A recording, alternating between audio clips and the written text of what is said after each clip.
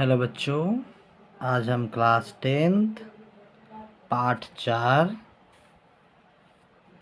नाखून क्यों बढ़ते हैं का प्रश्न और उत्तर लेकर आए हैं। पहला सवाल है, नाखून क्यों बढ़ते हैं? यह प्रश्न लेखक के आगे कैसे उपस्थित हुआ? इसका आंसर होगा, नाखून क्यों बढ़ते हैं यह प्रश्न लेखक के सामने तब उपस्थित हुआ जब लेखक की छोटी सी बेटी ने लेखक से पूछा कि पिताजी पिताजी नाखून क्यों बढ़ते हैं। दूसरा सवाल है, बढ़ते नाखूनों द्वारा प्रकृति मनुष्य को क्या याद दिलाती है? इसका आंसर होगा, प्रकृति मनुष्य की आदिमानव रूप की याद दिलाती है। लाखों वर्ष पहले जब मनुष्य जंगली वनमानुष था, उसे नाखून की जीवन रक्षा के लिए जरूरत थी। तीसरा सवाल है, लेखक द्वारा नाखूनों को अस्त्र के रूप में देखना कहाँ तक संगत है? इसका आंसर होगा, लेखक को नाखून को अस्त्र के रूप में देखना बिल्कुल सार्थक है, क्योंकि लाखों वर्ष पूर्व मनुष्य आदि मानव के रूप में था, तो अपनी सुरक्षा के प्रयोग में इन्हीं नाखूनों का प्रयोग अस्त्र के रूप में करता था, जो लेखक को नाखून को अस्त्र के रूप में देखना संगत है। चौथा सवाल है, मनुष्य बार बार नाखूनों को क्यों काटता है? इसका आंसर होगा, मनुष्य बार बार नाखूनों को काटता है, वे सभ्य होने के लिए हमेशा प्रयासरत रहता है। बढ़ते नाखून उसे पशुता और पाशवृत्ति की ओर ले जाते हैं, अतः मनुष्य नाखून को काटकर सभ्य, प्रयासरत और पाशवृत्ति को भुलाकर आगे बढ़ने के लिए। 5वां नंबर है, सुकुमार विनोद के लिए नाखून को उपयोग में लाना मनुष्य ने कैसे शुरू किया? लेखक ने इस संबंध में क्या बताया है? इसका आंसर होगा, आदि काल में मनुष्य नाखूनों का प्रयोग अस्त्र के रूप में करता था। जब इससे विकसित अस्त्र मानव के पास हो गए, तब उसने नाखूनों का उपयोग सजाने संवारने में करने लगा। नाखूनों को विभिन्न आकार जैसे त्रिकोण, चंद्राकार, दंतोल आदि में दिया जाने लगा। कोई इसे रगड़कर लाल और चिकना बनाने लगा।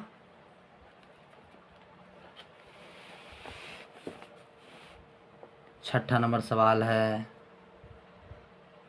नख बनाना और उन्हें काटना कैसे मनुष्य की सहजात वृत्तियां हैं? इनका क्या अभिप्राय है? इसका आंसर होगा, नाखूनों का बढ़ना मनुष्य में आदिम पाशविक वृत्ति और पशुत्व का प्रमाण है, तो दूसरी ओर उन्हें बार बार काटते रहना, अलंकृत करते रहना मनुष्य में सौंदर्य बोध और सांस्कृतिक चेतना को बताता है। अब मनुष्य आदिम पाशविक वृत्ति तथा पशुत्व को नाखून काटकर छोड़ देना चाहते हैं।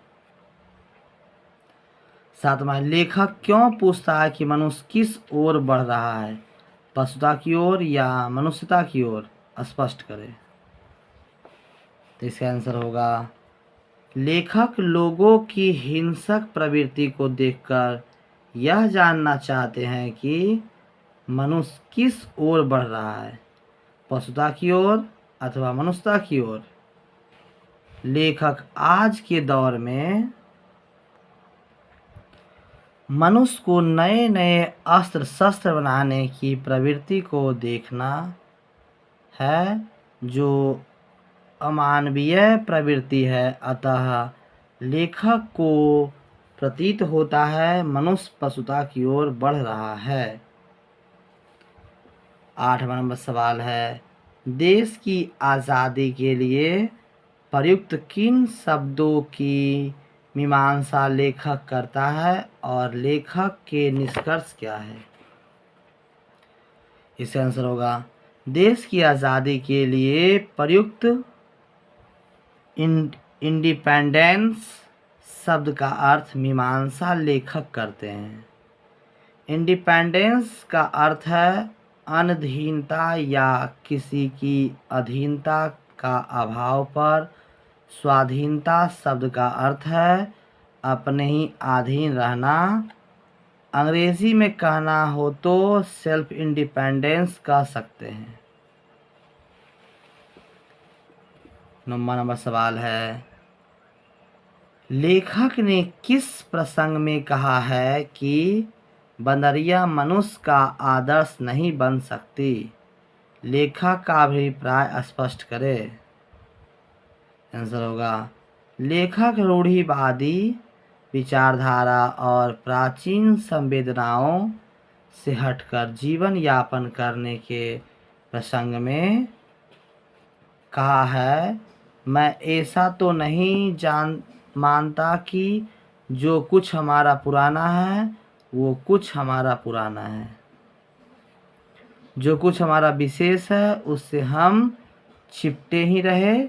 पुराने का मोह सब समय वांछित नहीं होता।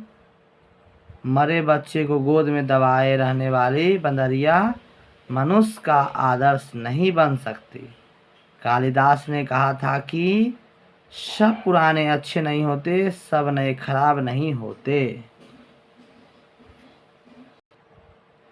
10वां नंबर सवाल है, स्वाधीनता शब्द की सार्थकता लेखक क्या बताता है?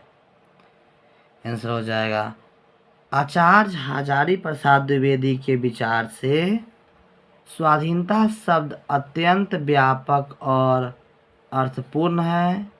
इसमें अपने आप ही अपने आप को नियंत्रित करने का भाव है, कोई बाह्य दबाव नहीं है। इस शब्द में हमारे देश की परंपरा और संस्कृति परिलक्षित होती है, जिसका मूल तत्व है संयम और दूसरे के सुख दुख के प्रति संवेदना, त्याग और श्रेष्ठ के प्रति श्रद्धा। यही कारण कि द्विवेदी जी ने अधीनता की अपेक्षा स्वाधीनता शब्द को इंडिपेंडेंस का सार्थक पर्याय माना है।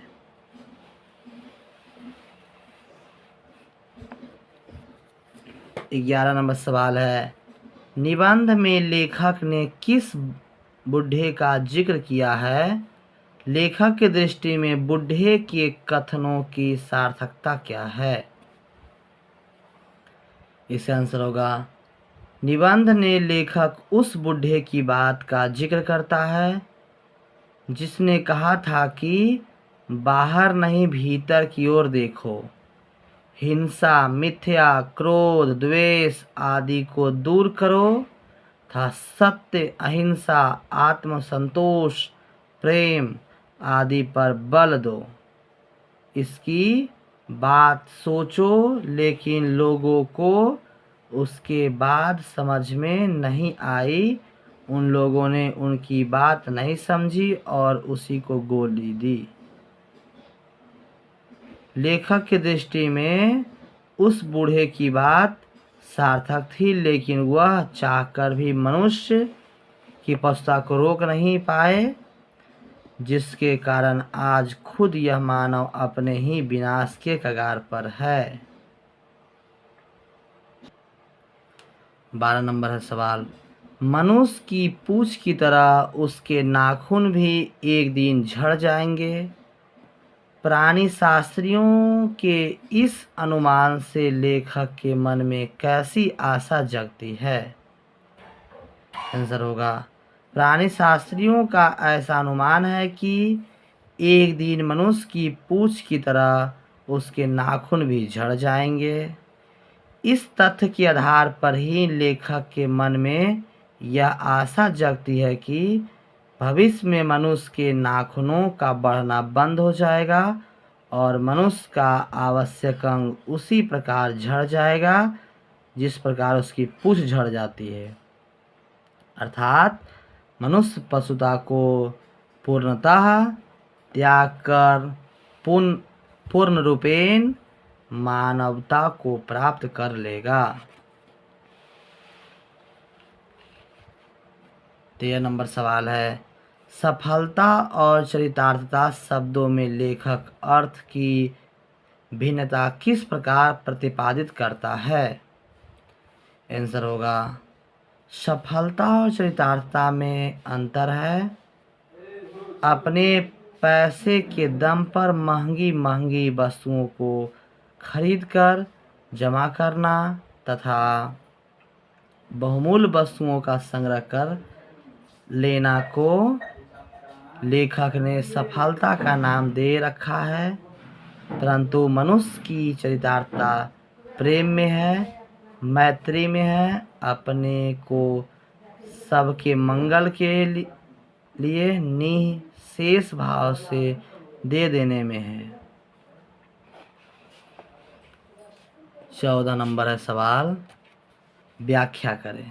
क नंबर है, काट दीजिए वे चुपचाप दंड स्वीकार कर लेंगे, पर निर्लज अपराधी की भांति फिर छूटते ही सेंध पर हाजिर।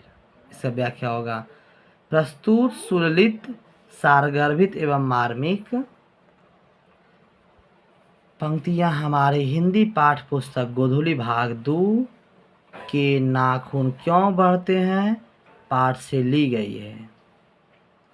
इन पंक्तियों के माध्यम से लेखक के कहने का आशय है कि जब लेखक की बिटिया नाखून बढ़ने का सवाल पूछती है तब लेखक इस पर चिंतन मनन करने लगते हैं। इन छोटे से सवाल के बीच यह पंक्ति भी विद्यमान है जो लेखक के चिंतन से उभर कर आई है। लेखक का मानना है कि नाखून ठीक वैसे ही बढ़ते हैं जैसे कोई निर्लज अपराधी चोरी करने लगते हैं। यह नाखून भी ठीक उसी अपराधी की तरह है, यह धीरे धीरे बढ़ता है, काट दिए जाने पर पुनः बेहया की तरह बढ़ जाता है। ख नंबर है, मैं मनुष्य के नाखून की ओर देखता हूँ तो कभी कभी निराश हो जाता हूँ। इससे व्याख्या होगा, प्रस्तुत सुललित सारगर्भित एवं मार्मिक पंक्तियां हमारे हिंदी पाठ पुस्तक गोधूली भाग 2 के नाखून क्यों बढ़ते हैं पाठ से ली गई है। इस पंक्तियों के माध्यम से लेखक के कहने का आशय मनुष्य की बर्बरता से जुड़ा हुआ है। अपने इस संबंध में लेखक यह बताना चाहते हैं कि मनुष्य की नाखून उसकी भयंकरता के प्रतीक है। लेखक के मन में कभी कभी नाखून को देखकर निराशा उठती है। वह इस गंभीरता से चिंतन करने लगता है। कहने का आशय यह है कि मनुष्य की बर्बरता कितनी भयंकर है कि वह अपने में स्वयं लिप्त है, जिसका उदाहरण हिरोशिमा पर बम बरसाना है। इससे कितनी धन जन की हानि हुई, संस्कृति का विनाश हुआ। आज भी उसकी स्मृति से मन सिहर उठता है। तो यह है मनुष्य का पाशिक स्वरूप। यही स्वरूप उसके मनुष्य की याद दिला देते हैं, उसके नाखून की याद दिला देते हैं। ग नंबर है, कमबख्त नाखून बढ़ते हैं तो बढ़े मनुष्य उन्हें बढ़ने नहीं देते। इसका व्याख्या होगा, प्रस्तुत सुललित सारगर्भित एवं मार्मिक पंक्तियां हमारे हिंदी पाठ्य पुस्तक गोधूली भाग 2 के नाखून क्यों बढ़ते हैं पाठ से ली गई है। इस पंक्तियों के माध्यम से लेखक के कहने का आशय यह है कि मनुष्य अब सभ्य और संवेदनशील हो गया है, बुद्धिजीवी हो गया है। वह नरसंहार का विभत्स रूप ले चुका है। उसे याद कर ही वह काँप जाता है। उसके विनाशक रूप का वह भुक्तभोगी है। हिरोशिमा का महाविनाश उसके सामने प्रत्यक्ष प्रमाण है। अतः उससे निजात पाने के लिए वह सदैव सचेत होकर फूंक फूंक कर कदम बढ़ा रहा है। वह अपने विध्वंसक रूप को छोड़कर असली मानवता की ओर अग्रसर होना चाहता है। मनुष्य के इसी विवेकशील चिंतन और दुर्दशा की ओर ध्यान आकृष्ट करते हुए लेखक यह बताना चाहते हैं कि कमबख्त नाखून बढ़े, इससे चिंतित होने की जरूरत नहीं। एक 15 नंबर लास्ट है। लेखक की दृष्टि में हमारी संस्कृति की बड़ी भारी विशेषता क्या है, स्पष्ट कीजिए। आंसर होगा, लेखक की दृष्टि में हमारी संस्कृति की बड़ी भारी विशेषता है अपने आप पर अपने द्वारा लगाया हुआ बंधन। भारतीय चित्त जो आज की अधीनता के रूप में न सोचकर स्वाधीनता के रूप में सोचता है, यह भारतीय संस्कृति की विशेषता की ही फल है। यह विशेषता हमारे दीर्घकालीन संस्कारों में आई है। इसलिए स्व के बंधन को आसानी से नहीं छोड़ा जा सकता है।